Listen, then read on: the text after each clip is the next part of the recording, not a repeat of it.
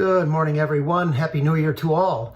Hoping everyone had a joyous holiday season with family and friends. This is Mark Soderberg with ADM Investor Services with your morning ag outlook for Tuesday, January the 2nd.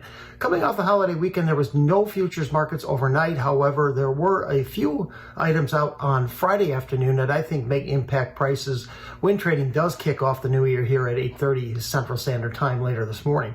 The CFTC did release a commitment of traders report on Friday. It showed that both index funds and money managers were net sellers in the agricultural space last week. Index funds shed another 9,000 contracts, reducing their long position to just under 883,000 contracts. This is their smallest holdings in the ag space now since June of 2019, and it's down 40% from their peak position back in April of 2022. Money managers, also sellers, they sold about 35,000 contracts last week, extending their short position to nearly 250,000 contracts, their largest short position since June of 2020.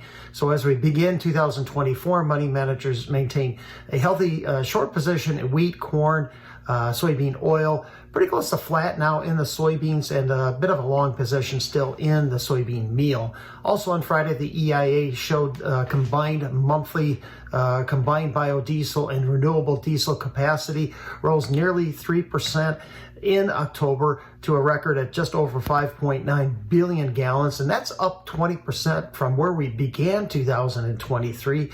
But despite the increased capacity, production of biodiesel and renewable diesel actually fell nearly 8% in October to only 388 million gallons, and that's a 3-month low. Production reached only 78% of its production capacity, and that is also at an 8-month low. Bean oil usage in the production of biofuel also fell in October to just over 1,060 million pounds. Now that's down 12% from the previous month, and pretty much the monthly average we need to see to reach the current USDA forecast of 12.8 billion pounds, a figure that I have felt was quite low.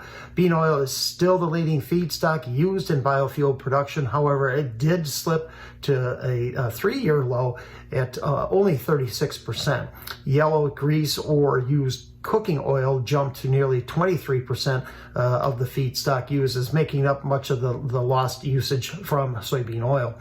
South American weather seems to have improved significantly the last half of December, improving crop prospects moving forward.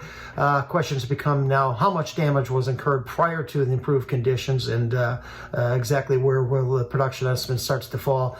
We have a big USDA report a week from Friday on the 12th, where we'll get final U.S. Production of corn and soybeans from last year, D1 stocks, and also the USDA will give us our first glimpse at the 2024 wheat acres. So over the balance of this week, we'll be putting together our estimates for this very important, often market-moving report.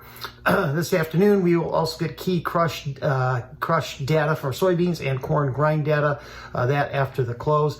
Although energy prices have started off a little bit higher here for this new year, I'm leaning lower here across the board in the agricultural space, largely due to the improved weather in South America, and that's also following lower trade in the Dalian futures. So more precise calls will materialize as we get closer to the 8:30 a.m. Central Standard Time hard opening. So thank you for listening, everyone. I hope you have a wonderful day and a great start to the new year.